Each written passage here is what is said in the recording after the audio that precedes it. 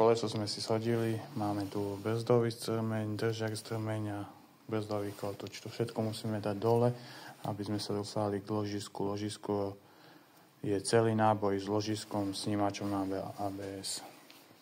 Čiže strmeň, demontáž strmeňa, 2 skrutky na 12 kľúč, 1 skrutka, druhá skrutka.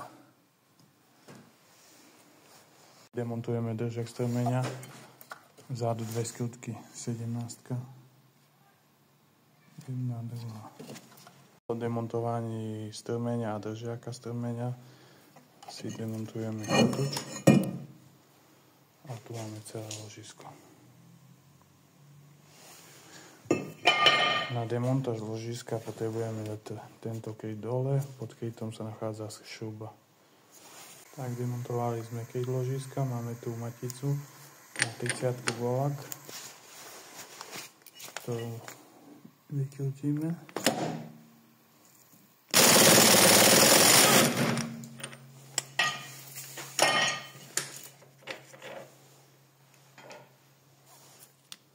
A ložisko by sa nám malo pekne vysúvať. Tak. Máme demontované ložisko, na ktorom sa nachádza aj snímač ABS. Tak máme tu nové ložisko, nový kryt, nová skrutka. A môžeme ísť na montáž.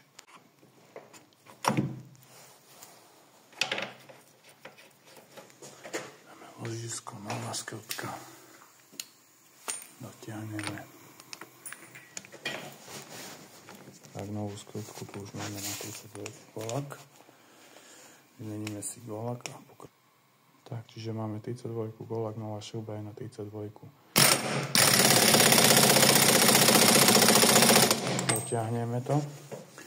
A na tejto šube treba tu a tu ju zaklepnúť, aby sa šuba zaistila, aby nevzniklo povoľovanie tejto šuby. Tak, ložisko máme zamontované, kryt ložiska, následne kotúč brzdový, držiak strmeňa, založíme strmeň, máme hotovo.